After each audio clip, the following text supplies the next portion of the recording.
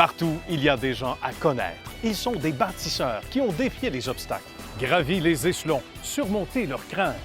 Ils ont de l'intuition, du courage, un sens de l'équilibre, une équipe bien rodée. Et chacun d'eux a son histoire de succès. Bon vendredi matin à tous, bienvenue à Histoire de succès. On lance le week-end avec, là aussi, comme à chaque semaine, c'est pas nouveau, des gens inspirants.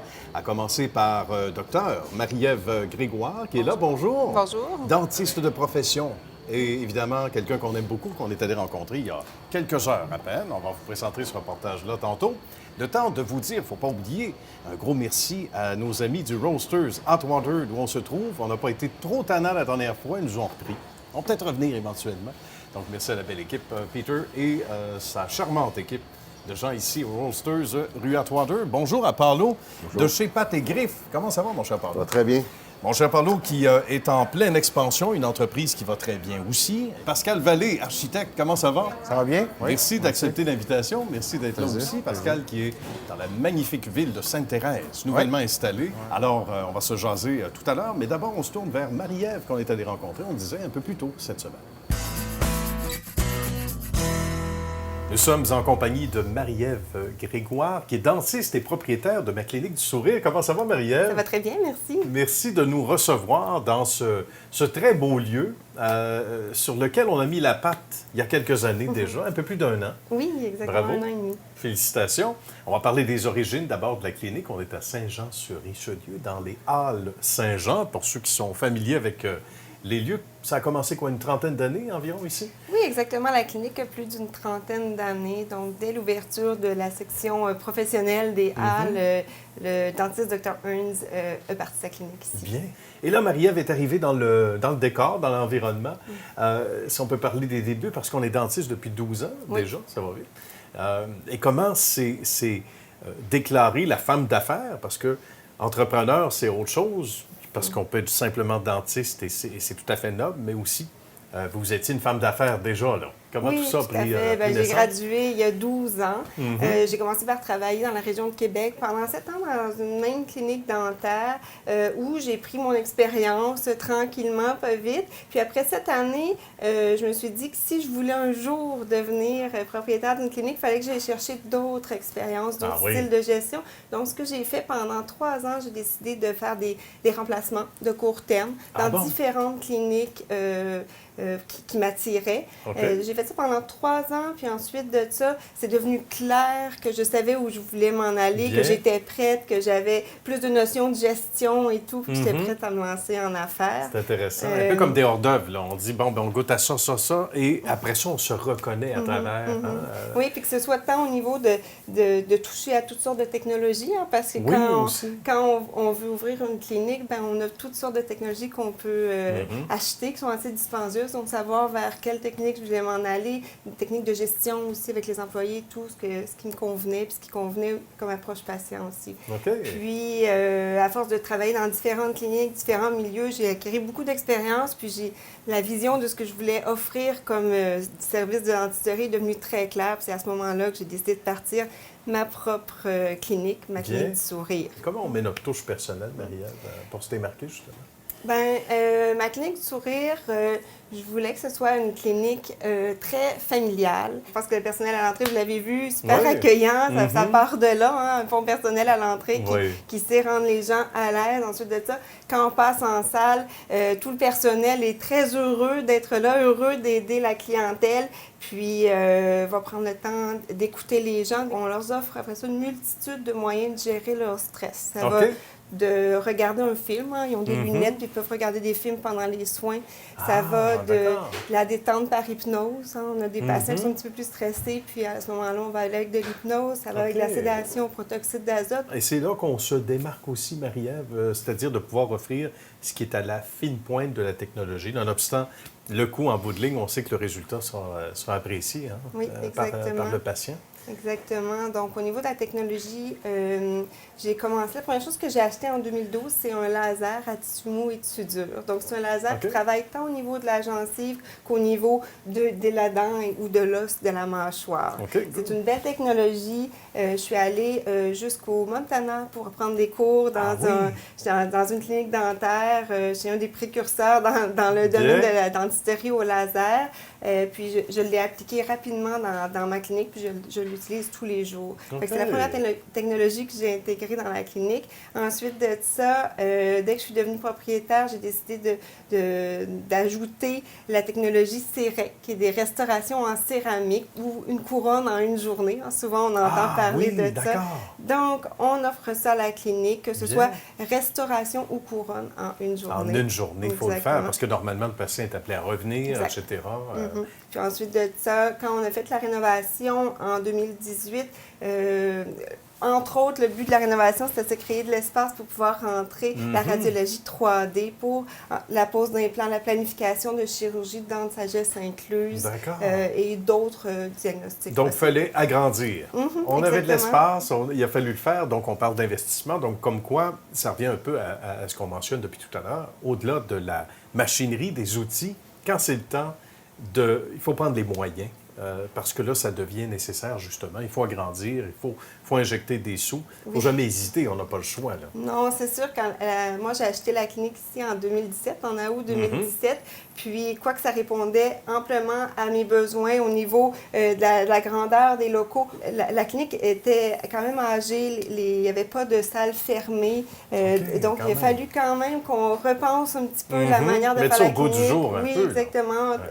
En mars 2018, on a agrandi la salle d'attente, on a réorganisé le secrétariat, on a réorganisé le stéricentre, on a ajouté une salle de traitement, ajouté la radiologie 3D. Oui. Qu'est-ce qui nous rend le plus fiers quand on voit justement le succès de la clinique, l'acquisition, il y a un peu plus d'un an, on disait, en août 2017? Bien, ce qui me rend le plus fière, c'est d'avoir réussi, dans le fond, à jumeler deux équipes de travail, principalement, puisqu'en rachetant la clinique ici, qui avait déjà une équipe de travail, moi, j'arrivais avec des employés, puis tout le monde se sente bien dans cette transition-là, puis tout le monde accepte mon nouveau projet, puis embarque dans ma clinique du sourire. La même chose avec les patients qui ont embrassé le changement. On a fait quand même des gros changements dans l'année, puis qui ont beaucoup aimé le changement. Puis le bouche-à-oreille, parce que ma clientèle se développe avec du bouche-à-oreille. Fait que chaque fois que je vois qu'un de mes patients me réfère un nouveau patient, c'est une grande fierté. C'est magnifique. Et les gens ne viennent pas que d'ici, ils viennent de partout, et pas seulement de la Rive-Sud non plus. Donc ça, c'est intéressant. Comme quoi, quand on apprécie le service, on aime Marie-Ève, on aime toutes ces belles attentions de l'équipe, ça fait toute une différence. Donc il y a des gens qui viennent de partout, là. Tout à fait. Il y a des gens qui viennent de tout près des lignes à la colle, puis après ça, en effet, plus on se rapproche de Montréal-Brossard et tout, aussi, on a une partie de la clientèle Chambly qui viennent ici. Voilà. D'accord. Et là, après ce reportage, Marie-Ève, ils viendront de plus loin encore, ces gens on les attend. qui seront, entre autres, patients maintenant de Marie-Ève. Bien, merci beaucoup. Bravo pour ce beau succès. Salutations à la belle équipe également. À la prochaine. Alors, Pano est prêt pour sa question à l'amie Marie-Ève. Salut Marie-Ève. Je voulais savoir le nom, comment tu es venu avec le nom Ma Clinique Sourire? Ma Clinique du Sourire, ça vient du fait que j'ai travaillé longtemps pour d'autres dentistes dont leur clinique portait le nom du dentiste propriétaire.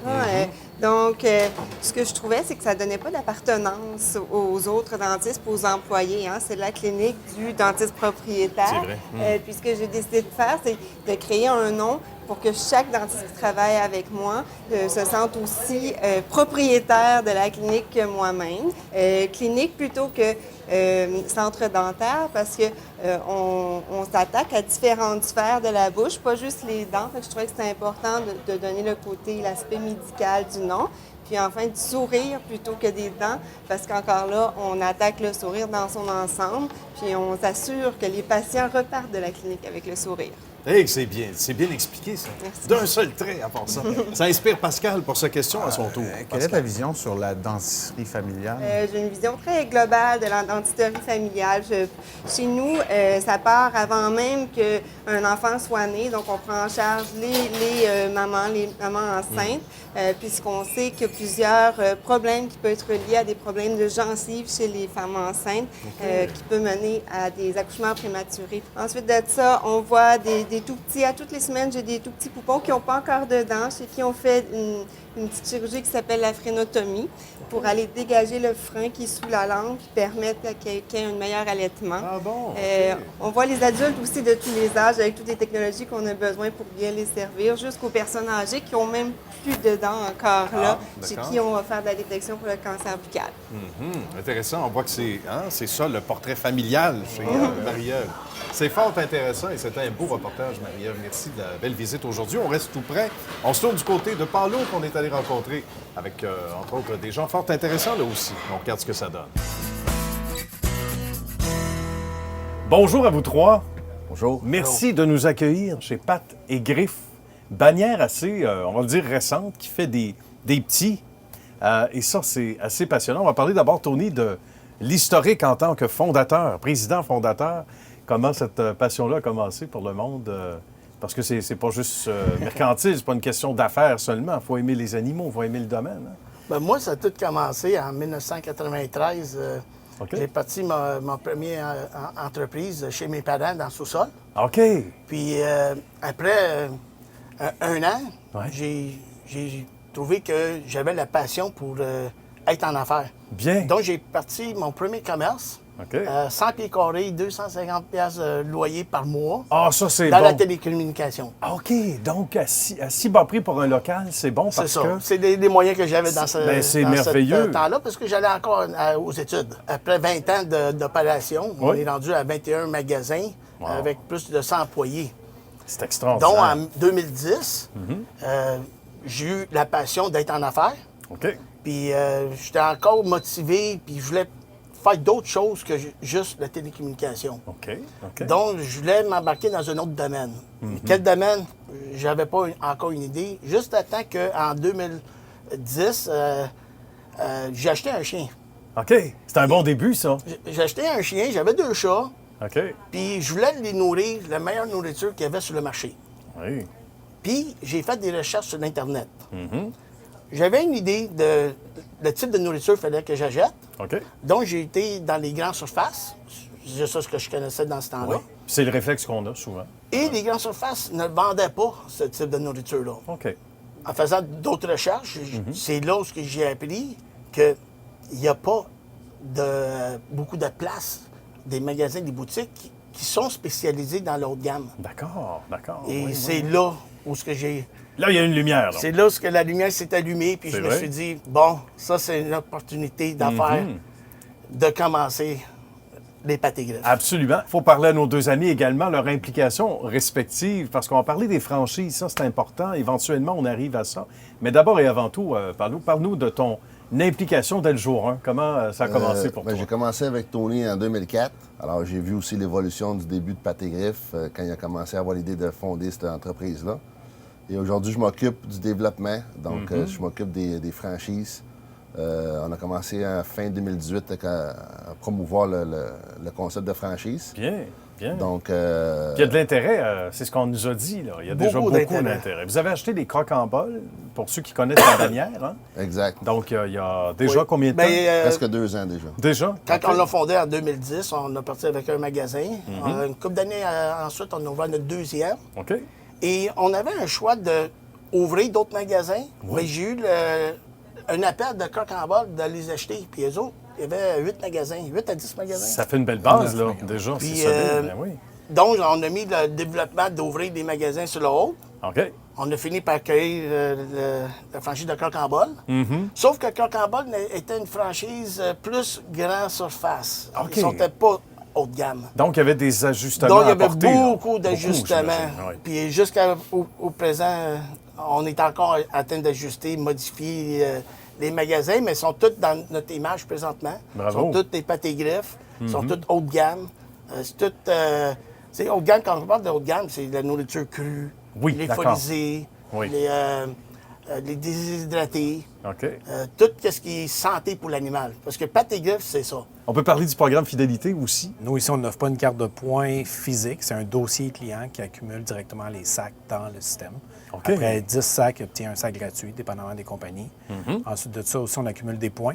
Bien. Donc, les points, c'est 2 des achats qui s'accumulent en points. Et ensuite de ça, on peut les échanger contre des crédits en magasin. Ça vaut la C'est peine. Oui, C'est ça vaut la peine. extraordinaire. Oui, oui. Puis on disait pour les employés, donc nourriture gratuite parce qu'ils ont souvent un animal. La passion est là, l'amour Exact. des animaux. Et aussi, sinon, le coûtant pour des objets, des gâteries, etc. Donc, S'ils veulent acheter des accessoires, soit une cage, des laisses, n'importe quel autre produit, on leur vend au prix coûtant. ça va inviter et inciter peut-être les gens à la maison. Il y en a dans ça, Ben, peut-être qui vont être des futurs employés. En fait, Pourquoi pas? aussi, c'est que ça fait essayer les produits employés. aussi, Ça c'est fait vrai. essayer, Tout à ça les fait. fait connaître. Donc, après ça, ils sont plus à l'aise d'en parler. Ça doit faire partie de la philosophie au quotidien aussi, et je me retourne du côté de Paulo, dans la sélection des entrepreneurs, entre guillemets, intéressés à devenir franchisés. Il faut faut épouser la philosophie de la place, de la boîte. Là, hein? On veut que les franchisés potentiels travaillent dans les magasins. Donc, en partant, il faut qu'il y ait l'esprit entrepreneur. Il faut qu'ils veulent prendre un risque quand même. On est tellement confiants dans notre concept, des produits qu'on vend. On a fait nos preuves. On peut garantir l'investissement aux franchisés. OK. Donc, si le franchisé, au bout d'un certain temps, aime plus ce qu'il fait ou il veut changer, on est prêt à reprendre le magasin et rembourser l'investissement qu'il a fait. Ben, bravo. C'est quoi le plus beau défi au quotidien pour vous autres? Parce que des fois, on est issus dans notre domaine. Là, ça fait plusieurs années dans le monde, merveilleux monde animal. Je me tourne vers Tony en conclusion. Ben, c'est quoi le plus gros défi? Le plus grand défi, c'est d'éduquer les clients. OK, oui. Quelle sorte pourquoi que une nourriture est santé. Il faut expliquer tous les ingrédients. OK, oui. Puis oui. c'est la partie la plus difficile. Il faut changer les mentalités. Les gens, Il y a de l'éducation à faire. Hein? Il y a, selon les statistiques, 70 des gens qui vont dans les grandes surfaces, ils n'obtiennent pas nécessairement de conseils. Dans nos magasins, nos employés, Francis, il faut prendre le temps d'y parler, poser les bonnes questions sur leur animal de compagnie. Donc, c'est pas toutes les mêmes nourritures pour toutes les sortes de chiens ou non, j'imagine. les races de chiens ou de chats. Et même, j'imagine qu'une même race, il y en a certains qui ont des problèmes, par exemple, digestifs, etc. Il y a Exact. des ajustements. Exactement. Digestif, allergie, oui. niveau d'activité, Comme l'âge, les humains, hein, finalement. C'est Exact. comme nous autres. sédentaire, pas sédentaire. Oui. C'est pareil comme un humain. Raison de plus pour en prendre soin. On les aime, on veut les garder longtemps. Bien, messieurs, ça a été un plaisir. Merci de nous avoir comme ça gentiment accueillis chez Pâtes et Griffes. Puis on va revenir vous voir. Merci. Si vous nous faites une petite place. Merci. Au tour de Marie-Ève de poser sa question à Paulo maintenant. Oui, Paulo, en tant que franchiseur de boutique pour animaux, qu'est-ce que tu vas offrir à un nouveau franchisé? Donc, on ne tient pas les marques que les grandes surfaces ont. Donc, on tient vraiment les nourritures que les ingrédients sont de qualité. On donne un bon support aux franchisés. Donc, du début à trouver un locage jusqu'à la fin, la formation de leurs employés. Donc, on mise beaucoup sur l'éducation des employés pour transmettre le message aux clients qui sont habitués d'aller aux grandes surfaces. On est très accessible, on peut rencontrer tout le monde n'importe quand, toute la semaine, n'importe quelle heure. Alors, c'est important d'avoir une relation très, très proche de nos franchisés pour permettre quand ils se lancent en affaires, de bien réussir. Alors, Puis c'est quoi le financement que ça prend pour ouvrir une franchise Pâtes et Griffes? bonne question. C'est la question que tout le monde se pose au départ. Combien d'argent j'ai besoin? C'est quoi l'investissement qu'on doit mettre? Alors, pour ouvrir une franchise Pâtes et Griffes, on a besoin d'environ 200 000 à 250 000 pour l'inventaire, les étagères, les rénovations. Encore là, ça dépend de la grandeur du magasin. La bonne chose, c'est qu'on a un concept tellement solide qu'on peut financer jusqu'à 100 du projet. Puis après ça, c'est mettre ton temps, c'est mettre le savoir-faire du concept en application dans le magasin. Alors, Le risque est à zéro, là. c'est risque financier pas mal à zéro. Risque Alors, financier à zéro. Donc, c'est merveilleux. Il y a peu de bannières qui offrent ça. Bien, bravo. Félicitations. Et un autre à qui on va crier bravo tantôt, c'est Pascal qu'on est allé rencontrer à son tour il y a quelques jours et on regarde le reportage. en compagnie de Pascal Vallée chez Vallée Architecture. Comment ça va, Pascal? Bonjour, Nicolas. Hey, merci de nous recevoir. Hey, ça, c'est plaisir. ton deuxième chez vous, des fois le premier. Ah, le selon ce premier, qu'on je m'a te dit. dirais, oui. Ouais. Je suis plus souvent ici que je suis à la maison. Good, effectivement. excellent. On est à Sainte-Thérèse. On va reculer de quelques mois, quelques années, une passion, parce que tu es un artiste, évidemment, c'est clair, ça saute aux yeux, une passion pour tout ce qui est de beau, évidemment, rénovation, construction. Oui. Raconte-nous comment cet appétit-là a commencé pour toi, il y a quelques années. Là. Bien, quelques années, oui. On s'entend que je suis un ancien gradué de 2005, fait que ça fait quand même 15 ans que je roule dans le métier. Là. Ça fait un petit bout. Fait que rendu là, mon expérience au niveau de l'architecture, elle s'est faite au travers des bureaux d'architectes. J'ai eu des mentors incroyables. OK. Oui, des mentors incroyables qui m'ont montré vraiment c'était quoi le métier à partir de là.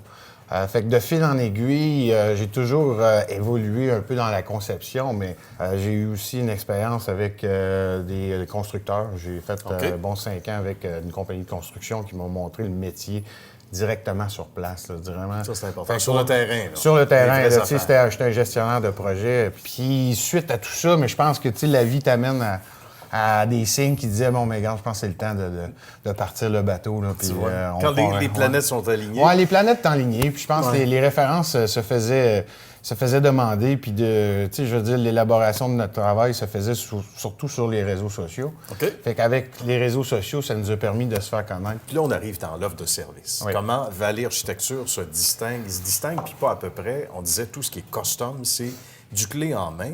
Les gens t'approchent en disant, ben, regarde, moi, j'aimerais ça que ce soit différent de la maison. Pour ce que ça représente comme investissement, je veux que ce soit à mon goût. Et là, on commence à travailler avec la belle équipe sur les planches à dessin. Ben, tu sais, le client en veut pas. Nécessairement, c'est dur à expliquer, c'est du cas par cas, mais le client, nécessairement, n'a pas la notion de ce que ça implique, un plan, une construction. Tu sais, souvent, avec les Pinterest d'aujourd'hui... Tu penses que c'est facile, là? L'ampleur des designs, tu sais. Fait que, tu sais, le client, tu sais, il voit des belles choses, puis nécessairement, fait que c'est vraiment important d'amener le client un peu, de ramener le client dans son espace, je dirais, dans sa réalité budgétaire aussi. C'est très important. C'est bien beau promettre un gros projet. C'est pas une question juste d'une signature ou d'un beau projet, mais c'est de lui donner un espace de vie qui va pouvoir se permettre aussi. Bien, justement. Dans ce temps-là, qu'est-ce qui est le fun? C'est de se débrouiller avec ça, d'essayer de l'amener puis d'évoluer quelque chose de différent, sans rentrer dans le cliché ou sans rentrer nécessairement... Mais il y a aussi les goûts du client, mais une chose que j'ai remarqué, c'est qu'à 90 le client va t'amener des idées, va t'amener des références ou des inspirations. Oui. 90 on est complètement ailleurs parce qu'on présente quelque chose qu'il n'a peut-être pas vu encore. Bien, justement. Il n'a pas vu encore, puis là, c'est là l'émerveillement. Puis tu fais comme, ah, OK, wow. Justement. Puis tu vas avoir une économie dans ça aussi, parce que toi, dans ton rôle, puis dans le rôle de l'équipe, c'est de dire, regardez, on va faire quelque chose d'aussi wow, d'aussi étonnant, aussi spectaculaire. Comment on compose avec ça, Pascal, avec ton équipe, en disant, regarde, il n'y a jamais de petits projets, il n'y en a jamais de trop gros. Puis peut-être en sous-question, est-ce que c'est pas ça qui fait que c'est la variété, puis c'est des fois plusieurs chantiers, plusieurs projets en même temps qui rend la chose plus tous les projets sont vraiment intéressants parce que chaque projet a sa signature, à son empreinte, là, vraiment. Fait que, je veux dire, il n'y a pas nécessairement... C'est pas une question de grosseur, c'est pas non plus une question de... Mais tu sais, je pense que c'est chaque client ou chaque projet, que ce soit une rénovation de X ou que ce soit une nouvelle construction X, mais c'est de voir l'émerveillement du client, peu importe la grosseur. Tu sais, pour un client, un client qui, lui, a une maison de X, disons quelques millions, lui, c'est son émerveillement, mais il y en a des clients qui ont un budget de 200 000 ou 150 000, c'est son émerveillement. Fait que, je veux dire, je pense pas qu'on classe pas les projets en titre de budget, on classe vraiment à titre de qu'est-ce qu'on peut faire pour vous. Fait que, est-ce qu'il y a un type de projet c'est sûr et certain qu'il y a des choses, des fois, qui peuvent se répéter. Oui. Ou tu sais que... Il y a des choses que tu peux pas nécessairement non plus... Tu peux pas aller trop loin non plus. Il y a des choses que tu dois respecter. Il y a un niveau qu'il y a des choses qui se répètent, des choses... C'est normal mais aussi. C'est normal. Mais tu sais, le ça vient avec dépassement, métier. ça doit être pour vous autres assez Mais en même temps, c'est intéressant. un défi personnel aussi qu'on se fait. Là. Tu sais, c'est un défi personnel. On va dire, OK, attends, je l'amène où? Ben, c'est ça. Comment je peux faire ça? Puis ça crée même un petit projet comme dans les rénovations. Rénovation, t'es restreint avec des limites. T'as déjà une superficie déjà établie. Fait que t'as déjà une mise en place. Fait que tu sais, t'as pas le choix. Tu peux pas arriver et dire, mais je vais faire n'importe quoi. T'as quelque chose, t'as un scénario déjà mis en place. T'as des restrictions de la ville, t'as des hauteurs à Ouais, toutes sortes de respecter, t'as des contraintes. matériaux à respecter. Et tu peux pas arriver dans n'importe quel projet puis dire, pouf, on part. Puis... On y va, laissez-nous Fait que aller. fait que déjà là, juste ça, c'est quand même déjà un défi parce que tu dis, il faut que je sorte. Tu sais, think outside the box. Puis tu dis, Exactement. OK, comment, wow, attends une minute, je ramène ça. Encore là, en respectant son budget, puis en faisant, le client me dit, écoute, j'aime vos projets, je viens vous voir parce que j'aime votre signature. Oui. Peux-tu me faire un wow avec ça? Tu sais, des fois, tu peux. Tu sais, le syndrome de la page blanche. Là, Justement. C'est pour ça que je dis que t'es tu un l'as. artiste quelque Ouais. part, puis ton équipe aussi, puis le choix des membres de ton équipe, je pense qu'il faut en parler, c'est important. Ah, très important. Faut que tu Très reconnaisses les important. arts Ah, ben écoute, là. artistiques, Ouais, hein, ouais. les gars et les filles qui se dépassent, puis qui eux-mêmes vont, ou elles-mêmes vont t'amener des solutions en disant, hey Pascal, penses-tu tel truc si on faisait ça? Ah, écoute, ça doit arriver souvent. Non, mais ici, c'est vraiment un travail, là, toujours. Tu sais, à chaque semaine, on fait toujours une réunion d'équipe puis dire, OK, bon, mais chaque projet est regardé ensemble. Chaque personne ici a son opinion à part égale. Puis je dirais, on n'est pas. Il n'y a personne sur un piédestal ici. Là, c'est vraiment. Je pense que la solidité d'une équipe, la solidité amène tellement des bonnes idées. Tu sais, juste, même que ce soit un côté technique, que ce soit un côté design, que ce soit un côté, peu importe. Je veux dire, je pense que l'implication de tout le monde ici, écoute, c'est quelque chose que j'enlèverai jamais. Là. Tu sais, je veux dire, c'est pas... C'est aussi une partie du succès quand les Ben, gens se sentent impliqués. c'est dans pas une leur- partie du leur succès, opinion, c'est hein. le succès. C'est le succès. Écoute, Pascal, c'est un plaisir. Hey, très merci grand, d'avoir merci pris beaucoup, du merci. temps pour nous. Hey, Je merci. sais que ton agenda est serré. Ah, À peu près écoute, comme non. tout ce bon monde qui ouais, travaille ouais, avec toi. ouais. Bravo pour ce beau succès. Hey, On merci lâche beaucoup, surtout merci. pas. Merci. Merci. La mission de Lunettes Dépôt est d'offrir une paire de lunettes par magasin participant par jour aux enfants dans le besoin. Les magasins participants sont Saint-Jérôme, Victoriaville, Joliette, Laval, Saint-Hyacinthe, Terrebonne, Verdun et rue Jean Talon à Montréal. Tous les détails à lunettes au pluriel-dépôt.ca. Marie-Ève a sa question maintenant pour Pascal. Marie-Ève. Oui, Pascal, est-ce que tu ne fais que de la construction neuve ou tu fais aussi des projets de rénovation? On fait un peu des deux. Dans le fond, ce que les gens, souvent, on se spécialise beaucoup dans la construction neuve, c'est sûr et certain dans la liberté des choses, mais on a autant de clients qui vont nous approcher en fonction de faire des rénovations. Nécessairement, le client n'est pas au courant du potentiel que la bâtisse en elle-même peut avoir. Oui. Fait qu'en optant une rénovation, souvent, ça peut les amener nécessairement dans les besoins qu'ils ont, dans des coûts peut-être moins dispendieux, puis en même temps qui leur permettent de rester dans une nouvelle maison, dans un nouveau look. Fait que oui, on fait des deux là, avec plaisir aussi. C'est intéressant. Comme un renouveau souvent, mais alors au même Ouais, lieu s'il ouais. s'agit de rénovation. Parlons maintenant. Pascal, dans quel concept, quel style de maison tu préfères travailler? Écoute, au niveau des styles, je te dirais, j'ai pas nécessairement de préférence parce que j'aime être surpris à chaque fois. Il y a un style plus... les styles contemporains, écoute, c'est la tendance. C'est sûr que c'est un style avec lequel j'aime travailler. Chaque projet est unique, chaque style est unique. Ils ont une signature à chacun, ils ont une chaleur à chacun. Fait que c'est super intéressant de les découvrir et de les développer. Là. Ouais. On met ça à notre main. Ouais, On met notre patte, notre griffe. Ouais. Regardez ça. Avec un C'est sourire! tout- avec un sourire. C'est toute une thématique ce matin. Vous avez bien pris des notes à la maison.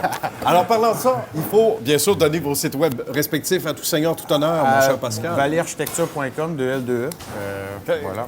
Très bien, tous les détails et de l'inspiration grand comme ça avec notre ami Pascal. Maintenant, parlons. Nous, c'est patgriffe.com au pluriel. On a une section aussi pour les franchisés qui veulent avoir l'information. On aime ça. Et Marie-Ève? Macliniquedusourire.ca. Très bien, c'est un plaisir, chers amis, de vous recevoir autour de la grande table. merci. Ici, d'Histoire de succès au Roasters, rue Atwater. Merci d'avoir accepté l'invitation, merci. les amis. Merci à vous, l'invitation. À très bientôt. Merci. À la prochaine. Et nous, on se retrouve la semaine prochaine.